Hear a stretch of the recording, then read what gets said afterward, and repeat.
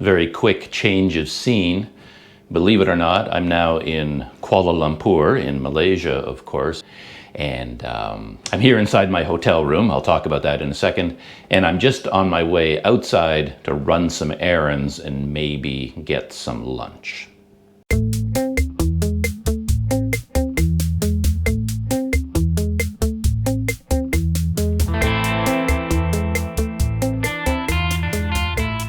I'm pretty pleased with my room here. This is an unusual hotel. This is the J Hotel Masjid India.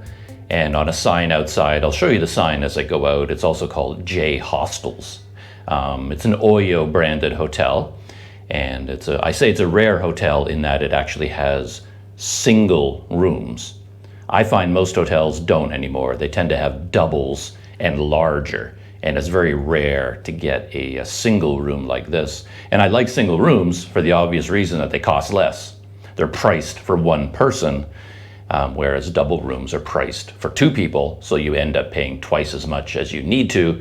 But with a single room, the price comes down, which is really nice. And this is a really well-appointed room. I've been very happy with this place.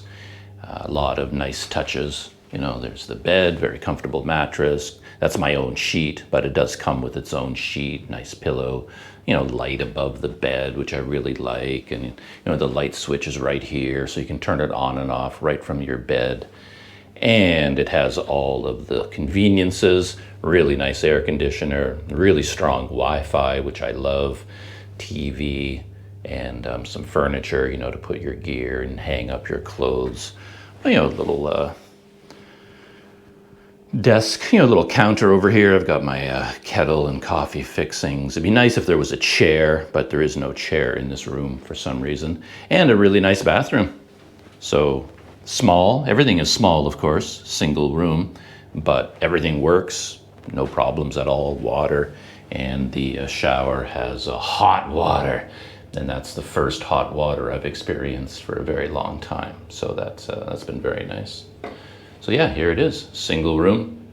And I'll talk, booking this room was an adventure. And that's mainly what I want to talk about on this little errand run. But anyway, let's head outside. And here's the hallway. Here's my room. Room 305, up on the 4th floor, technically. And again, it's a surprisingly good value hotel for the price because of everything I've shown you in the room. Oh yeah, here's another single room over here. Oh no, it's a double, I guess. Double bed. And oh yeah, this door is often open as well, so you can see, yeah, much, much larger room.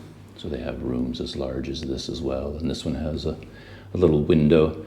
My room doesn't have a window, but for me that's more of an advantage than a disadvantage because I like having no window. It just means the room is darker and quieter, and you don't get the risk of, you know, mosquitoes coming in. So I don't mind having no window. But I was just going to say that it also has an elevator. So yeah, I'm in the lap of luxury on Planet Doug at the moment. And this is the lobby area of the hotel, so that the front of it is all glass, you know, glass doors with an electronic keypad, you know, to get in and out. You need the key to open the door, so it's nice and secure, which, to be honest, I actually like. So they got some plants here, a little bit of a bench, and then, yeah, this is the lobby here, front desk, and a hallway down there with some more rooms. And I see online they have dorm rooms, but I haven't seen the inside of a dorm yet.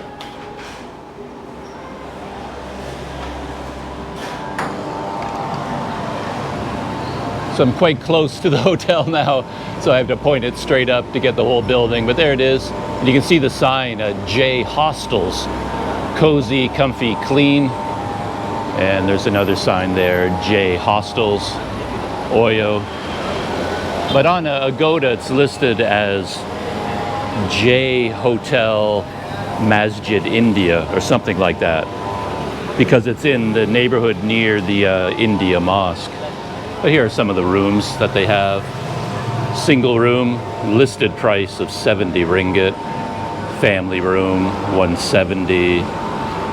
double room, 90 ringgit. And a dormitory, so there's the dorm I was talking about, 40 ringgit. But I haven't seen that room. It's an interesting location because it's right beside the Embassy of Nepal. So that's the Nepalese embassy right there. And there's always a lot of young men here getting visas and passports and things like that. I assume a lot of workers from Nepal. So these guys are probably all from Nepal. But they're all getting their work visas processed and dealt with. That adds a certain character to this neighborhood. And nice. There's a 7-Eleven right beside the hotel as well. You don't know how much you depend on 7-Elevens until you don't have them anymore. Because where I was in West Sumatra, I mean, in Sumatra in general, they don't seem to have 7-Elevens at all. But they do have the local version called Indomaret, and another one, Family Mart maybe? I'm not sure. But where I am in West Sumatra, even Indomaret doesn't exist. They're not allowed there. They've passed laws to protect local businesses, so the big chains aren't allowed to operate in West Sumatra. So I've been living, without any kind of a convenience store at all. And suddenly to be around a 7-Eleven again, it's kind of fun. You get a nice cold drink every single time. It can be a bit of a rough neighborhood at night, though. There are, in this whole area, a fair number of homeless people, and I've seen quite a few men here sleeping at night, and they're doing drugs here on the streets. So yeah, it's something to think about in this area. I mentioned that booking that hotel room was an adventure, and I'll try to keep the story shorter. I think if this was the day after it happened, I'd be quite animated and talking at great length. But it's been a few days since all this happened, so maybe it's not on my mind quite as much. But I was in the village in West Sumatra near Bukit Tinggi, where I've been staying, and I had to leave the country again because my visa was expiring. So I was arranging, this flight to Kuala Lumpur, booked the flight through Air Asia, arranged transportation from my village to the airport, which is near Padang, a different city entirely. That was a little bit of an adventure too because of all the Ramadan road closures, and because they made the main highway from Bukit Tinggi to Padang one way. You could only go from Padang to Bukit Tinggi because there was so much heavy traffic for Ramadan. So I had to go the other direction, but I couldn't take the highway because it was one way. So my vans had to figure out a route through the countryside on these very small back roads, and that was quite an adventure just to do that. But anyway, I needed to book a hotel, and I find Kuala Lumpur does not offer a lot of great value when it comes to hotels. It's hard to find something in a low budget range that's livable. Really the best you can do for like a budget backpacker budget is a dorm room. And I can't really stay in a dorm room anymore with all the gear that I have and the space that I need. I can't do it anymore. I never liked dorm rooms, so that's not a great loss. But I do find in the low budget range in KL, it's hard to get a livable room. So this was quite a find for me, this one. According to the pictures that I saw, they said the owners and the staff were really friendly. The price was really good. You're not going to get much in KL for 50 ringgit, to be honest. So that's a good price. So I'm on Agoda up in the village, and I booked the room. 4 nights. And I go through the whole booking process, and I hit OK, confirm, and pay now. And I got a message, as I always do, that said payment was unsuccessful. It didn't go through. So I thought, oh well, that happens to me all the time. And in this case, I wasn't sure what the problem was. But I set my phone aside and I waited a few minutes and I thought, well, I'll just try again.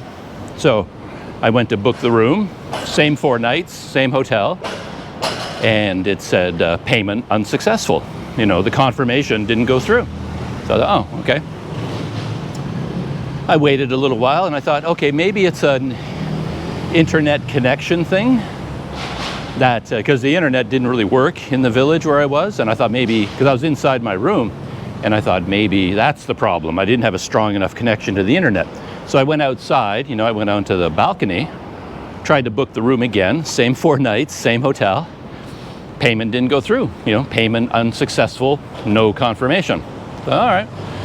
You know, I kind of, you know, I'm moving my phone around, you know, like classic movie thing. Oh, I got to get bars, you know, 1 bar, 2 bars, you know, that sort of thing. And I'm moving around. I got to a spot where I thought the connection was the strongest. And I tried again, booked the same room, 4 nights. Nope, payment unsuccessful. So I thought, oh, well. So I thought, okay, let's just wait a little bit. You know, I set my phone aside completely. I was doing other things. And I thought I'll wait for an hour or so and then I'll try again.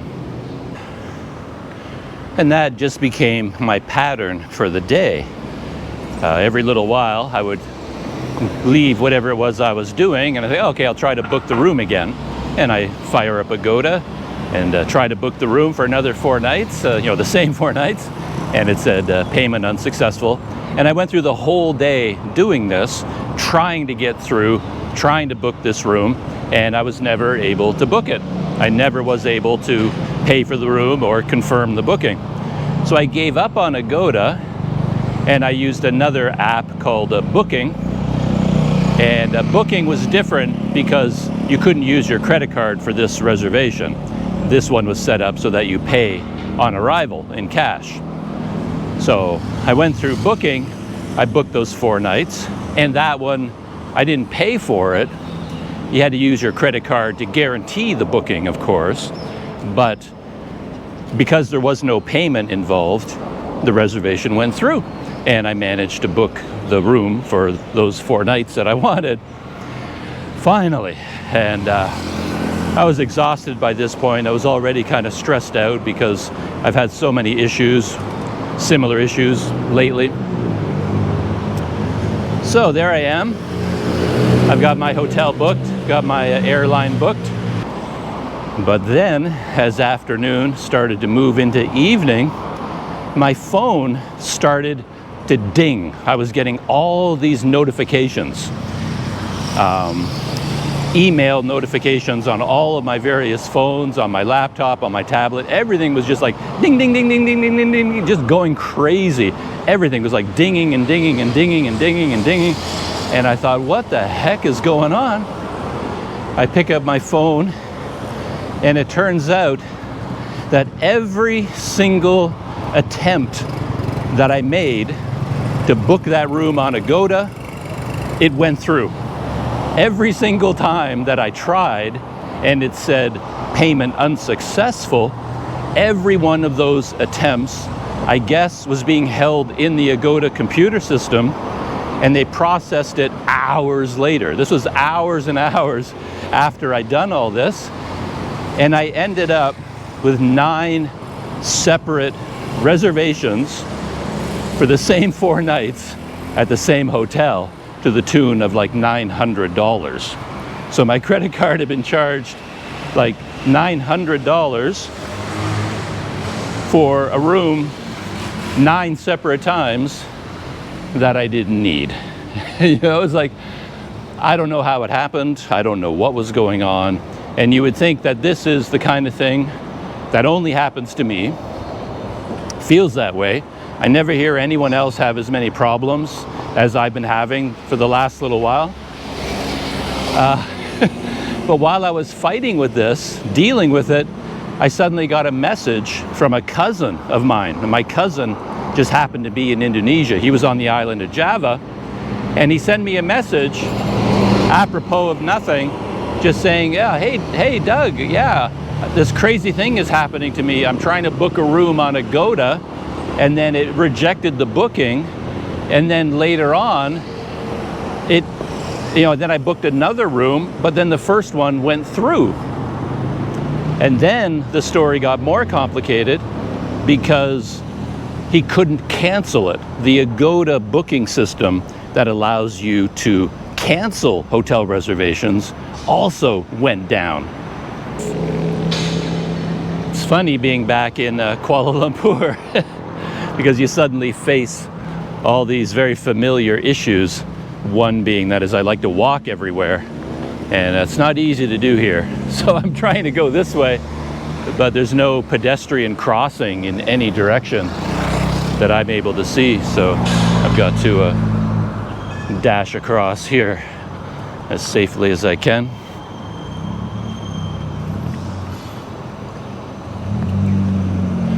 Here's where I am. There's the KL Tower. The Eco Park, Forest Park is over there. There's the Twin Towers, of course. And I believe this is St. Andrew's Presbyterian Church. Very well-known historic building here in KL. And I'm on my way to Loyat Plaza, and I think I can get there heading in this direction. And this problem with the Agoda booking system was a big problem for me because luckily, even though I had, one reservation on Booking and 8 duplicate reservations on Agoda, all of them, I could cancel them for free. I chose that hotel also for that reason, that this hotel, if I make a booking and I change my mind, I could cancel it up until a certain date for free, which is nice. And in this case, at this hotel, I could cancel for free up until 11 o'clock that night. That's the deadline. After 11, you can't cancel it anymore, and I'd be on the hook for $900 for hotel rooms I don't need. So I'm panicking. I get onto Agoda. I try to cancel the bookings as my cousin had done, and just as he reported, wouldn't work. You would go into the system, your list of hotel reservations, click on it, the cancellation policy, and then I just got an error message from Agoda that said, we are experiencing technical difficulties. Please try again later. So for the next, I don't know, how long would it have been? 6 hours. For the next 6 hours, from 5 p.m. until 11, the cancellation deadline, I was consumed with trying to fix this problem. The clock was ticking. $900 for all these hotel rooms, and I couldn't cancel them. And I tried over and over and over again. I had Agoda open on, I have 3 smartphones. I had Agoda open on all 3 smartphones and on my laptop, and I would go from one to the other, to the other, to the other, trying to cancel, just praying that it's going to work this time. And it wouldn't work. All I got were system errors and apologies from Agoda that their booking management system was experiencing technical difficulties, and please try again later. So of course, I go looking for the online help and support. It's like, I got to talk to somebody. I need help. But of course, I spent hours on that system, and I never got past the robots. All I got were standard canned messages about how, you're very important to us as a customer, but we're experiencing very heavy demand right now, and you are in the queue. And you're being talked to by a robot, but it uses a name, a human being's actual name. It says, hi, I'm Janice, somebody or other, and I really want to help you. And it's a fake identity, of course. You're talking to some sort of a robot. But anyway, I never got past the robots ever in all those hours, and I never got any help or any advice, nothing like that. And I'm stressed out. I'm freaking out. And then at exactly 10 minutes to 11, as I said, the cancellation deadline was 11 p.m. And I've been trying for hours and hours and hours to cancel all these reservations. And it just became automatic at this point. I was just lying there on the bed, you know, just a shell of my former self, just stressed out. I'm angry, I'm upset, I'm going crazy, wondering what had happened, and just like on an automated movement, I was just like going from phone to phone. Okay, try to cancel, no, try to cancel, no, try to cancel, system error, system error, system error. I tried to do it online and it just says web page unavailable, system down, technical error, we're sorry for the inconvenience, you know, try again later. And I was just about ready to give up. You know, I could see 11 p.m. getting closer and closer. And then at 10 minutes to 11, I tried it. I was, you know, doing it over and over and over again. And at 10 minutes to 11, I did it and I got through. The Agoda system was suddenly up and running again. And I was like, yes! And I had 10 minutes to cancel all 8 Agoda bookings.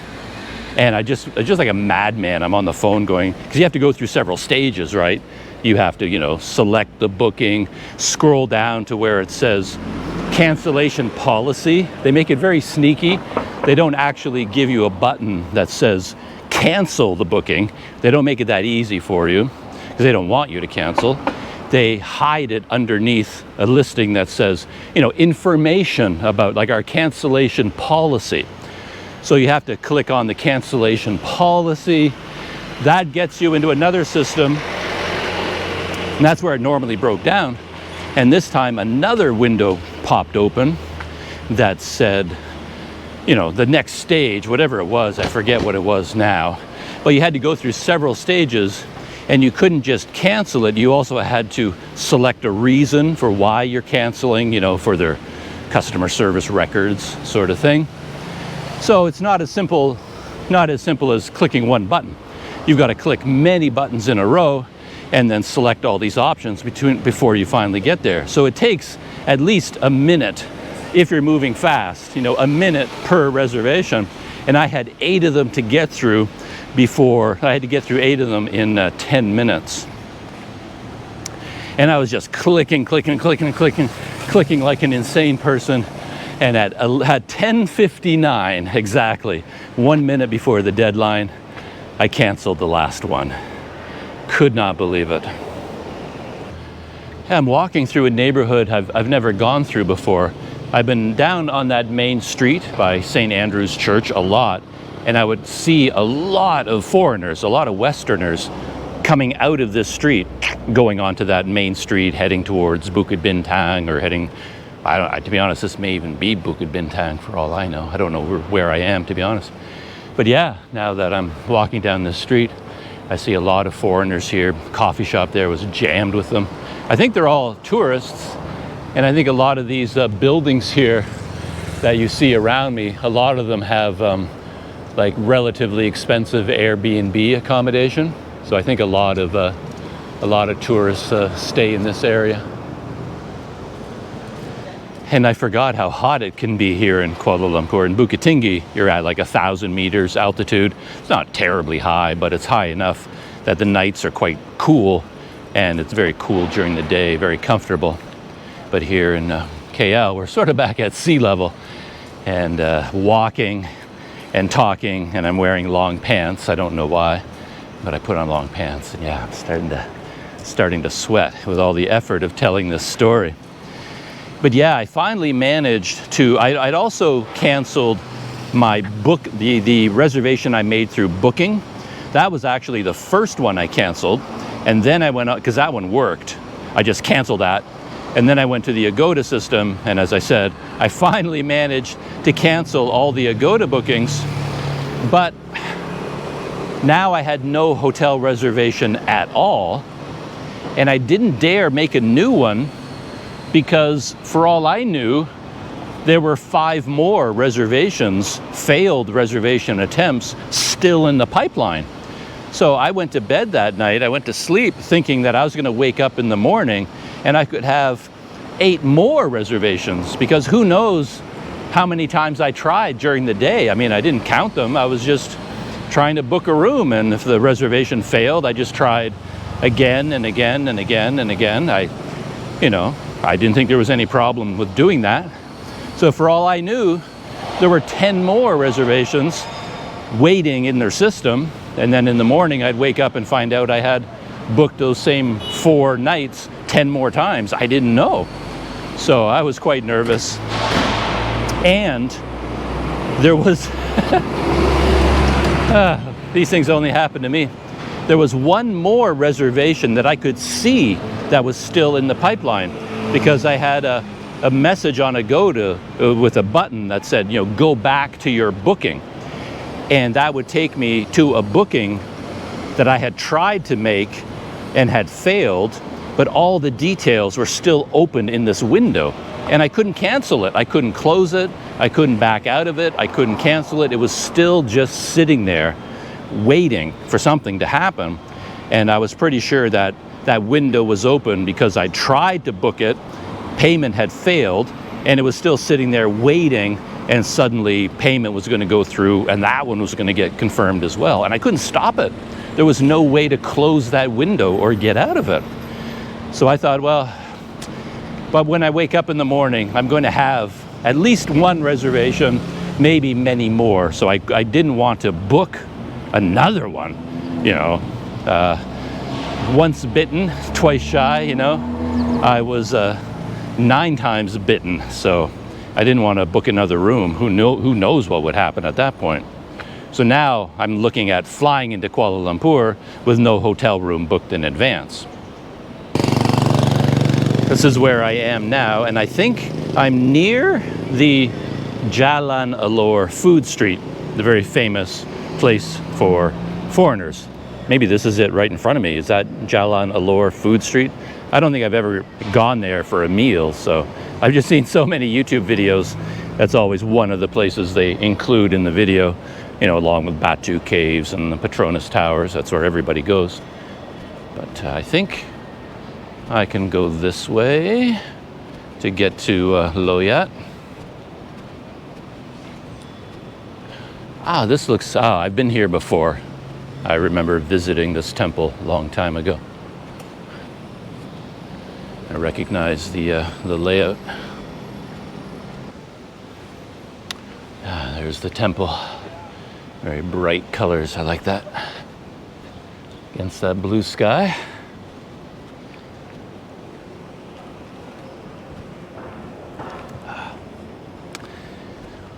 So I woke up the next morning, and to my relief, there were no more confirmed reservations. But I still had that one in the pipeline that I couldn't get rid of. As I said, I couldn't close it or delete it or back out of the system. It was just sitting there. And now I was way past the 11 p.m. cancellation deadline. So if that reservation went through, I'd be committed to it. I would have no choice. I wouldn't be able to cancel it. So I just went about my life without trying to book another room. I didn't want to try until this reservation disappeared. And in the end, I didn't book that room again until I was on my way to the airport. So I think I did it when I got to the airport, and I was waiting for my flight in Padang. While I was there, I had time on my hands, and then I went ahead and I booked it through booking.com. Of course, it's not like I was going to use Agoda again. So I re-reserved the room through booking, and just hoping that the Agoda reservation wouldn't suddenly go through and I'd end up double booked again. And the booking one was okay because it did say I could cancel even now, but I'd have to pay for one night. If I canceled, I'd have to pay for one night. I wouldn't have to pay for all 4 nights. So that's what I ended up doing. And so I had I felt sorry. I wasn't sure about the guys at the hotel. I mean, they saw this flood of reservations come in, and then they must have been wondering what the heck is going on with this guy, if they saw any of the notifications. And I also wondered, though, because I know they don't have 10 single rooms. Like I booked their single deluxe room, and there's no way they have 10 of them. So how in the world did 10 separate reservations for the same room go through? I have no idea. But yeah, such is my life. Garbage men hard at work. Some classic KL urban scenery.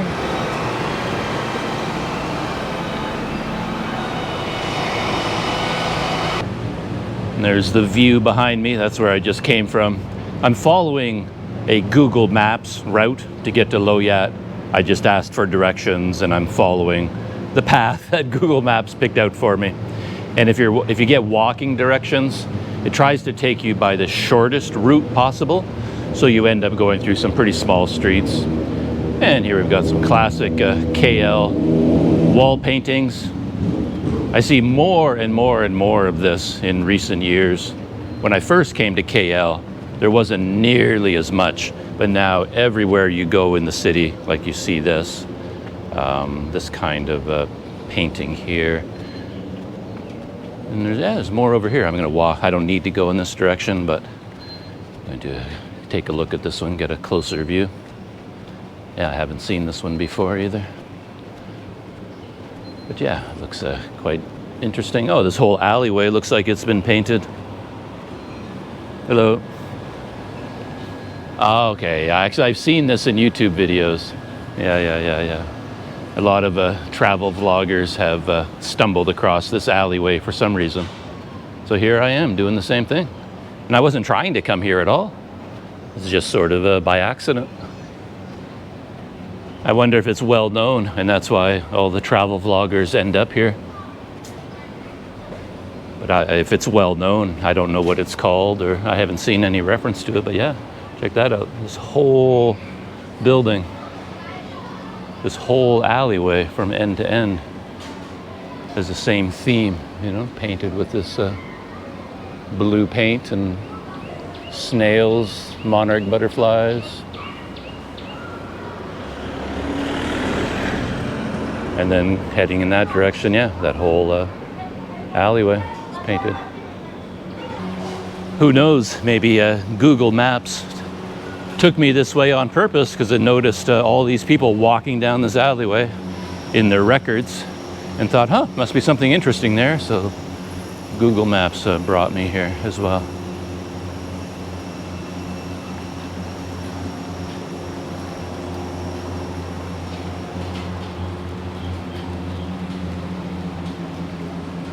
Vietnamese restaurants right here. Restaurant Vietnam. And there's my favorite building over there. Yeah, it's not just that one. There's a Vietnamese food market as well.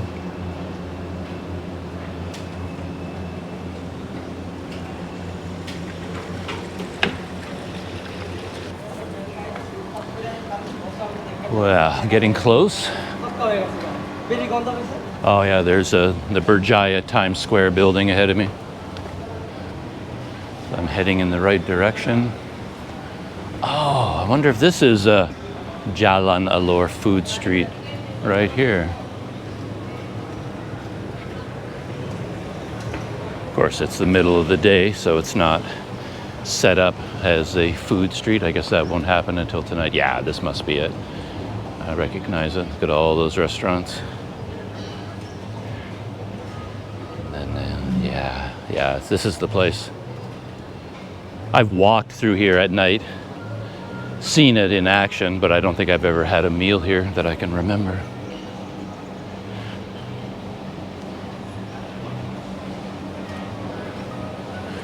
But we continue this way. Ooh. My kind of place, a buffet. Unfortunately, my adventures with this hotel and hotel payment are far from over. I finally got that reservation sorted out, and it took me a long time to figure out whether I even got reimbursed because I'd made so many reservations, and every time payment was made through my credit card, but then I had to get a refund through my credit card, and I got so many notifications, so many emails. It was really hard to line up all the emails and try and figure out, like, did I actually get refunded for all these reservations? I still don't even know, to be honest. Just too confusing. But anyway, I think I got all that sorted out. And then I wanted to stay at this hotel longer, and I went into all of my various systems, you know, to book the room online, and I was looking for the best rate. And by the time the dust settled on that, by far the best rate I was being offered to rebook this room was on Agoda. So I booked it through Agoda. Again, you know, I think this was just a glitch. Something weird happened. I didn't think it was going to happen again. And this time, of course, if it said payment unsuccessful, I wasn't going to try again. I was just going to wait and see what happened. So anyway, I was going to take a chance, use Agoda again. I booked the room through Agoda, and payment went through instantly, like no problem at all. Payment successful. I got all the notifications. But I noticed that this time, Agoda included the tourism tax in my payment. So I booked the room for 4 nights, 50 ringgit per night. So my room rate was 200 ringgit. And I got a very detailed receipt online. And the receipt said, okay, room 4 nights, 200 ringgit, Malaysian Tourism Tax, 40 ringgit. So I paid 240 ringgit because now in Malaysia they have this hopelessly annoying system where you pay 10 ringgit every night you're in the country through your hotel. It's caused so many problems. It's so annoying, but that's the system that we have now that we're dealing with. So anyway, I think I'm at Loyat. There's, yeah, Plaza Loyat. I never go in on this side though. I always come at it from a different direction. The door I use is coming from over there, from Imbi monorail station.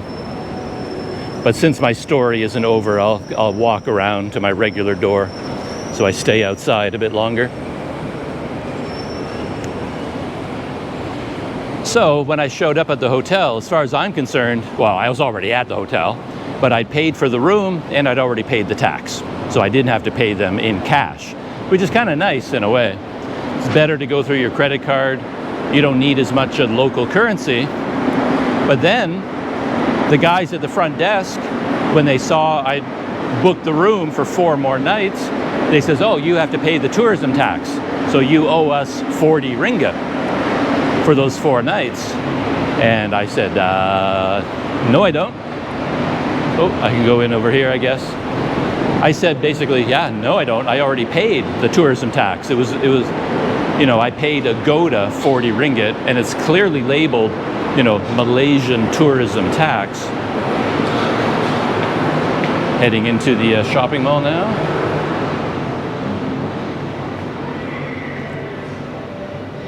And here we are inside Loyat. Air conditioning. Oh, there's elevators right here. And I want to go high. Or maybe not. I have very bad luck with the elevators here. They take forever to arrive.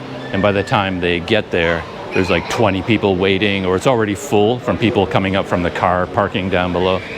So yeah, I'm just going to go up on the escalator and I'll keep babbling.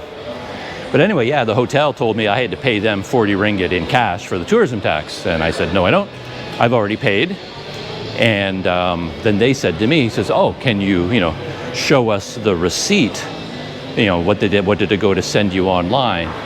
And right from that point, I'm like, well, how, like, you should know. I mean, I booked it through Agoda. You get notifications. You see exactly how much I paid, how many nights I paid for, what the bill was. Like, why can't you look at your own records? I'm sure Agoda send you notifications, you know, look on your system.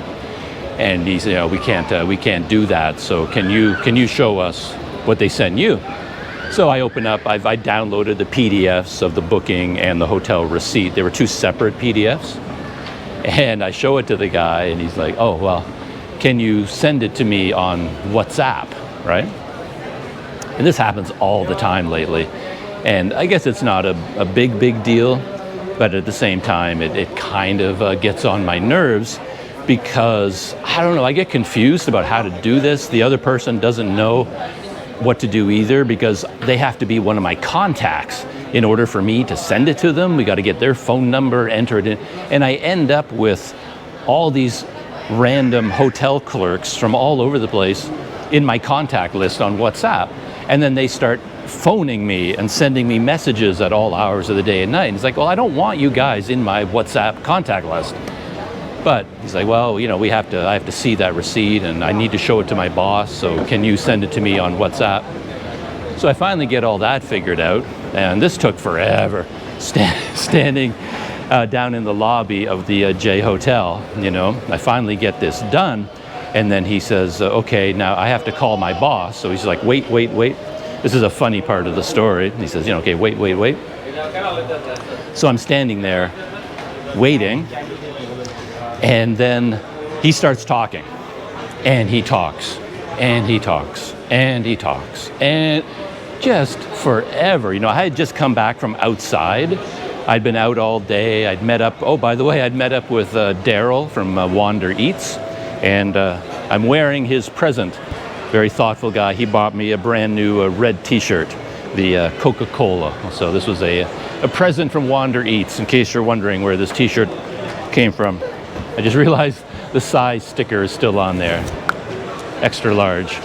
So yeah, that's where the shirt came from. Anyway, I've been out all day. I was hot and sweaty. I needed to go to the bathroom. I'm on my way up to my room. And then the guy says, oh, wait, you have to pay us the tax. And I was like, oh, here we go. And now I'm standing there waiting for him to finish his phone call. And it went on forever.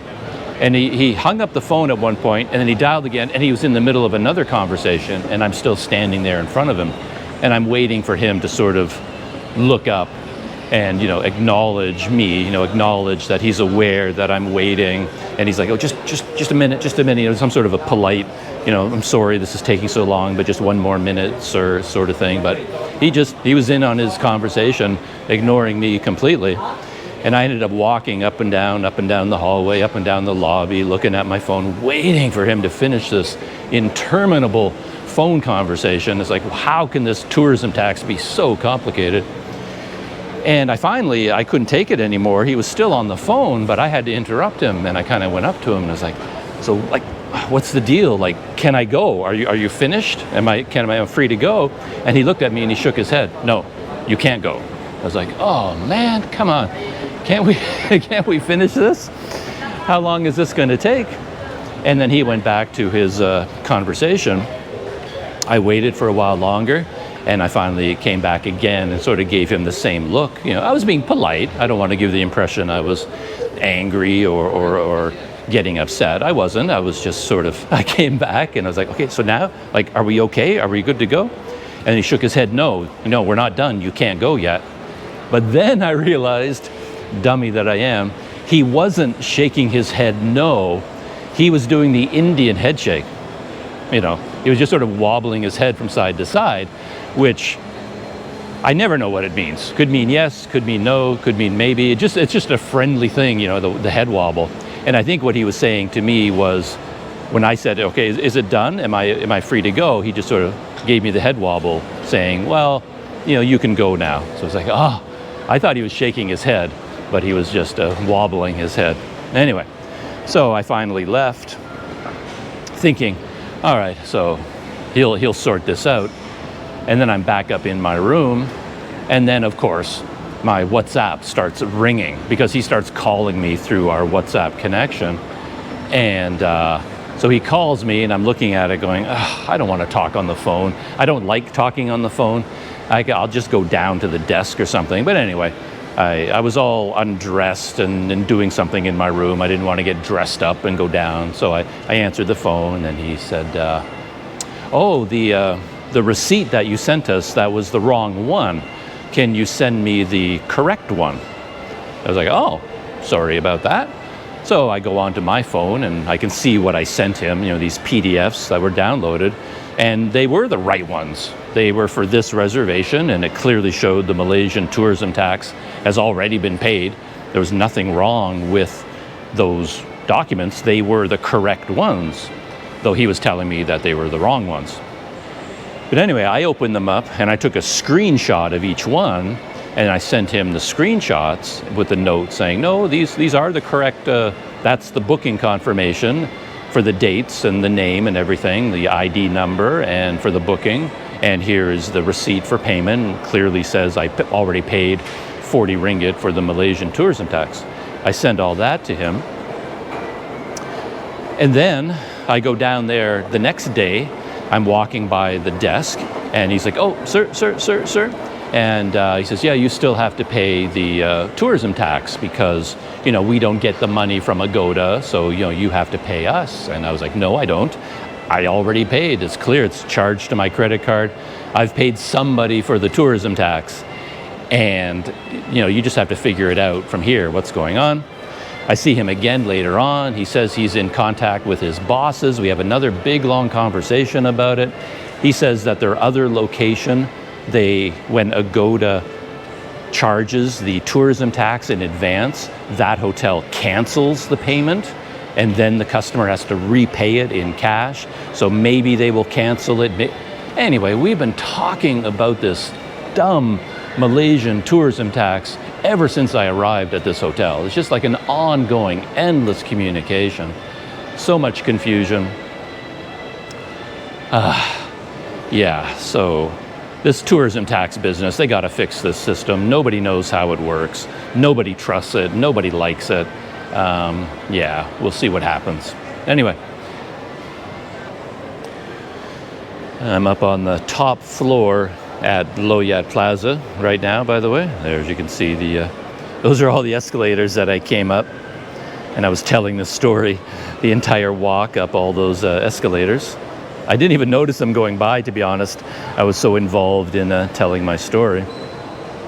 But by now, you might be wondering, why am I at Loyat Plaza?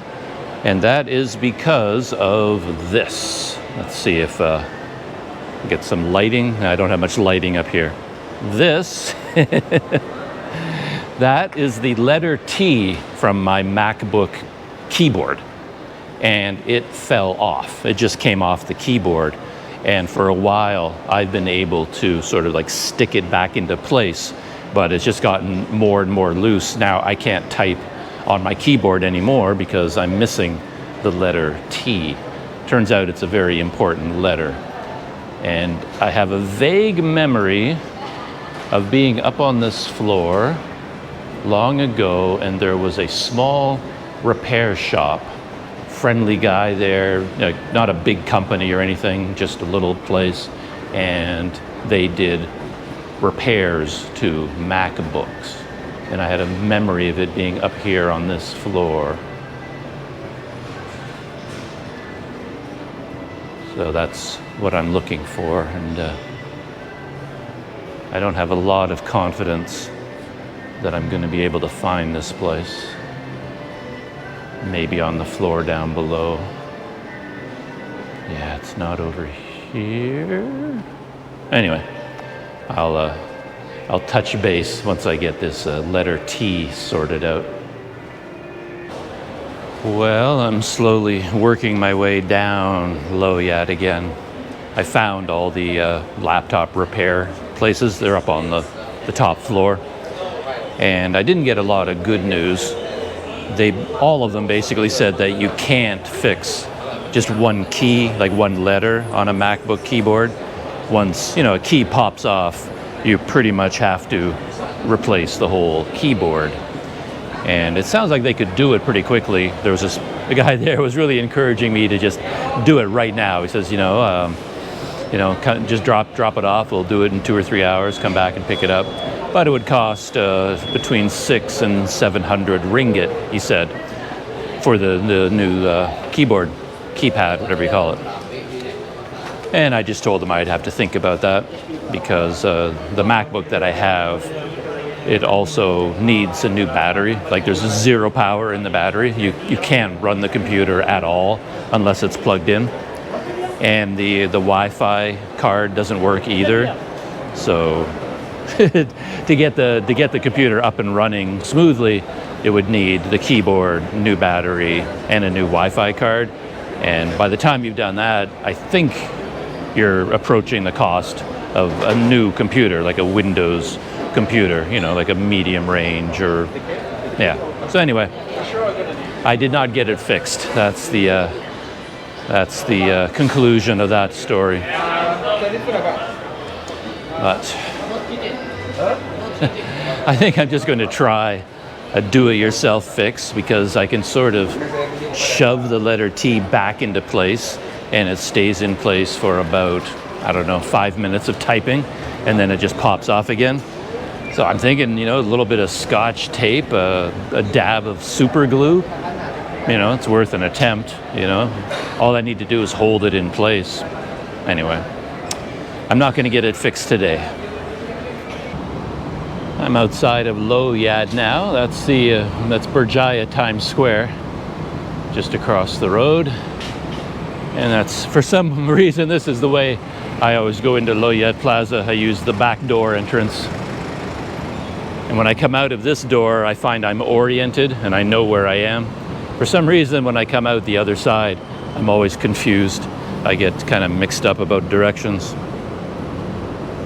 So, time for lunch. I'm going to have lunch back near my hotel. There's an Indian restaurant there called Kandar Express. And I think I'm going to have lunch there, so I'm going to head back in that direction. So I'm trying to figure out whether I should walk or hop into the MRT system to go back. I might do the MRT system, but my hotel, the nearest station is Masjid Jamek. And I always find Masjid Jamek to be a confusing MRT station. Well, it's more than that. It's got everything there. It's got the MRT, it's got the LRT, you know, it's got every type of train stops there. The only one I find more confusing is Titiwangsa. That one's confusing as well. But yeah, I was thinking of that. I think I'm going to do that. I'm just going to go this way, hop into the Bukit Bintang system, go from there to Pasar Seni, transfer up to Masjid Jamek, something like that. But I was thinking about that because I met up with Daryl from Wander Eats the other day, and I was going to meet him at a MRT station on the new Putrajaya line, which was going to be interesting to me anyway because I wanted to take a ride on the new Putrajaya line anyway. So I was looking at the maps, you know, trying to figure out how to best get from Masjid Jamek to where I was going to meet Daryl. And then I head off to Masjid Jamek, and then when I get there, I'm greeted with all these barriers. And then I remembered, like, yes, the last time I was here, they had a problem with the support columns for the elevated tracks on one of the lines, and that section of the LRT was closed. You couldn't take that section. And what they had done was put in place a bunch of shuttle buses. So at Masjid Jamek, you could get into a free shuttle bus that would take you to the next station up the line, and you go past, you know, the columns that are broken, where the construction is going on. And I suddenly remembered that because the last time I did it, I hopped in the bus and it just takes you to Bandaraya station, the next one up the line. And I'd never been to Bandaraya before. I didn't even know the name. I wasn't familiar with it. So it was quite an adventure for me, a small adventure, to take the shuttle bus to Bandaraya and then get in the LRT there, all right? So I hop on the bus. I have no idea where I'm going. As I said, I'd never heard the name Bandaraya before. I get there and everything works smoothly. And I was very proud of myself and thought, oh, that was kind of fun. So this time I show up at Masjid Jamek and it's like, I have to take one of these shuttle buses. And I was like, oh, I know how to do this. So I hop on the shuttle bus. It takes me to Bandaraya. I hop off at Bandaraya. The bus leaves and I try to go up the steps into Bandaraya station, and there's a barrier. Bandaraya station now is also closed. So for some reason, I ended up taking the shuttle bus from Masjid Jamek to Bandaraya, thinking that's what I was supposed to do, and they let me do it. You know, you get on at Masjid Jamek, the bus takes you to Bandaraya, you get off, and then I try to go up, and it's closed.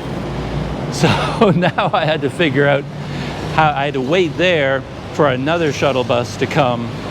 And then that one, I was talking to not a volunteer, but a part-time worker who was there to help people with all these problems. And I was just chatting with him, and we talked about where I wanted to go. And he said the best thing to do was wait for the same shuttle bus, the one that I just got off, get back on it, and just stay on it until it gets all the way to the end at Titiwangsa station, and there I can get on the Putrajaya line. So I was like, okay. A lot more effort than I had expected for that little trip. So I get on the bus, of course, and I just don't like buses. I find them uncomfortable, and you're standing there, and then you just kind of you get thrown from side to side as it goes around all the corners. You have to use a lot of physical strength just to hold on and stay on your feet, you know? It's just, and it's hot and it's crowded, and you never know where the bus is going to go. So I'm on the bus and I'm tracking it with Google Maps, and I know I have to go in that direction, for example, but then the bus starts going in that direction, and then it turns around, does a 180, and heads in the complete opposite direction. And I'm like, wait, hold on. Now the bus is going in the wrong direction. What's going on? But it turns out it was just going in this direction for a while. Then it does another 180 and goes back in the right direction.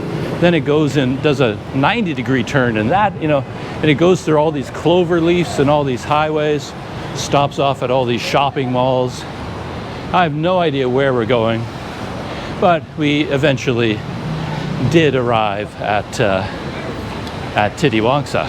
So that was, that was pretty funny. Yeah, nothing has been easy on this little trip to Kuala Lumpur so far. Everything from the flight to the airport shuttle with Ramadan. Oh yeah, I got to the airport in Padang, and I was really excited because they had, from my previous trip there, I found a coffee shop that had a really good cup of coffee. So I thought, yes, I'm going to get there, you know, an hour, 2 hours early, hang out in the coffee shop. But of course, I get to the airport, it's Ramadan, everything is closed. Like inside the airport, all the coffee shops, all the restaurants, they all have big, like white bed sheets draped over all the windows and the doors, and they're all closed. So there's nothing to do in the airport anyway. So yeah, just at every stage, there was some sort of a problem or a mix-up of some kind. And this is the Bukit Bintang entrance to the MRT. I'm right downtown, more or less. Beautiful day, but hot. Man, I'm not used to this kind of heat anymore. But down into the system we go.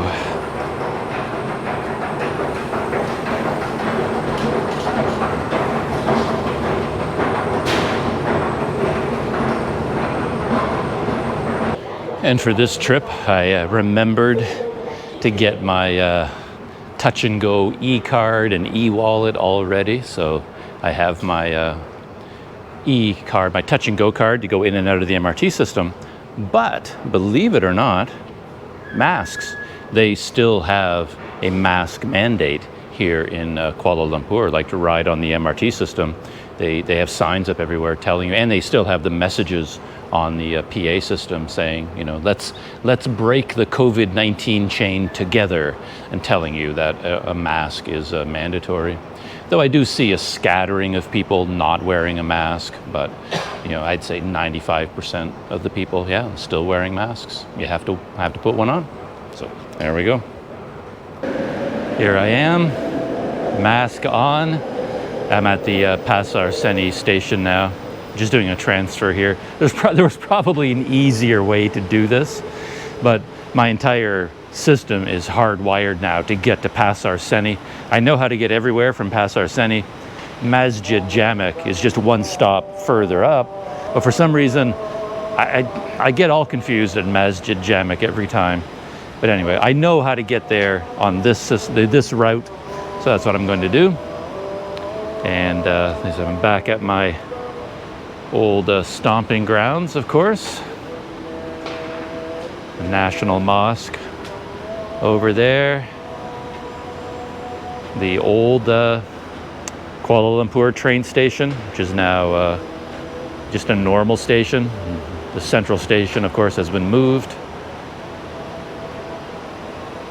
And over here is Chinatown.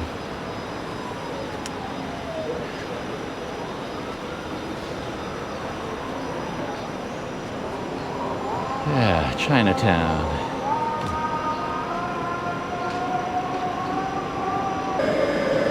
And here's the LRT train. This being an LRT line, not an MRT line.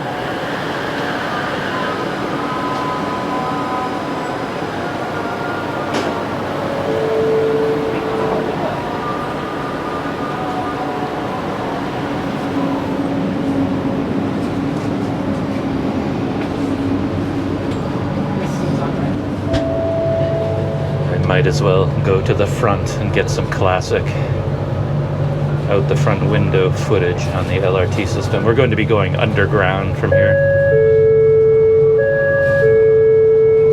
Going underneath the Central Market. You can see the Central Market building up there, that pale blue and white building. And there's a Masjid Jamek Mosque right there on the left.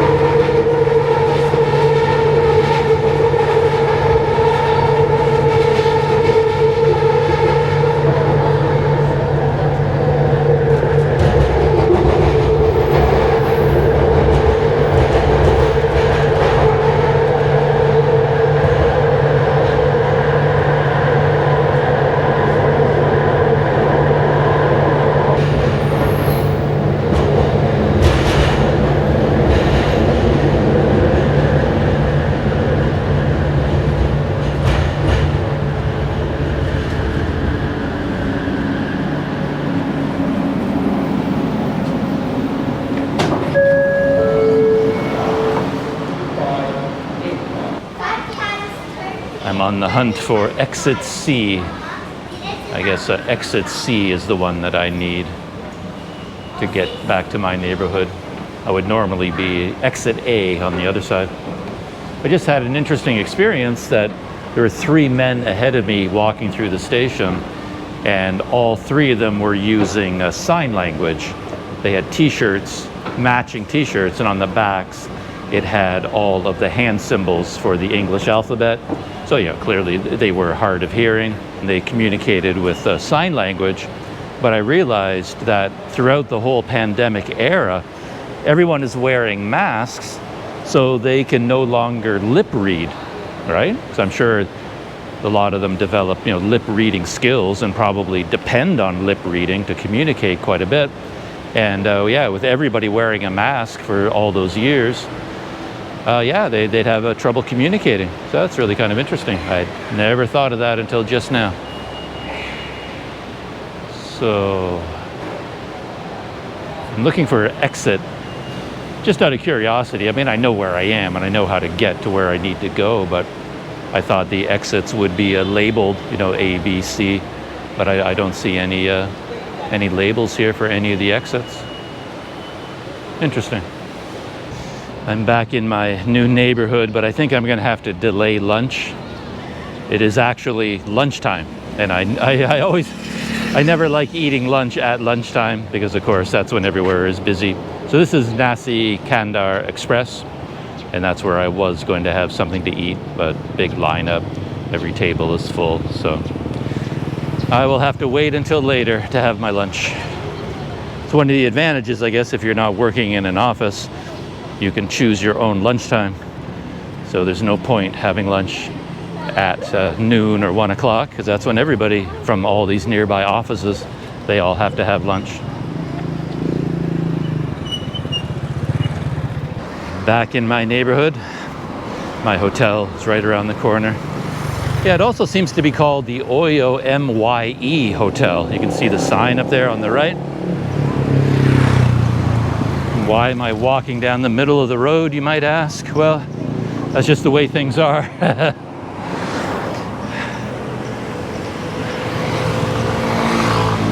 Here in KL, you take your road crossings where you can find them.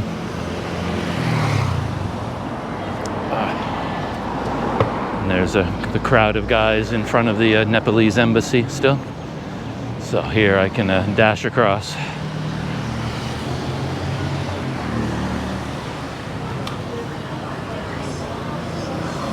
Well, I guess I'll end this story time video here before I finally arrive back at my hotel. The funny thing is, this Malaysian tourism tax, it's made me want to sneak in and out of the hotel, because every time I go by the front desk, they corral me for another long discussion about how I'm supposed to pay the tax and is this the right receipt, and we're going to check into it. I've had so many conversations about it, I don't need any more. So I like to sneak in and out and nobody notices me. I'll let them figure out what the deal is, and then they can tell me once they have it all figured out. I don't need to talk about it anymore. So yeah, I think I have a ton of other stories I could tell, but the whole journey to get here from Sumatra, it was not an easy one. It was, I think there are like half a dozen more complications along the way that I haven't even mentioned, such as, you know, like I already had a Digi SIM card for Malaysia. I bought it on my last trip here and it was still valid. So I thought, great, you know, I can just put the Digi card into my phone and I'll be good to go. And I thought I could buy data at the Digi counter in the airport. You know, it'd be very, very convenient. But of course, you can't do that. You can get a new SIM card at the airport, but you can't actually buy any data. You know, just at every stage, there's some little wrinkle, some little problem, something didn't work out. The airport bus was a bit of a mess. It's getting more and more disorganized, I find, the airport buses here at KUALA. They just basically sell a bunch of tickets and it's just like a free-for-all getting on the bus. It's just an uncomfortable experience. And anyway, oh look, the city tour, there they go. Double-decker tour bus. And with that, a view of my brethren, I'll call this the end of this video, and I'll see you, we'll see what small adventures I get up to here in Kuala Lumpur. See you then.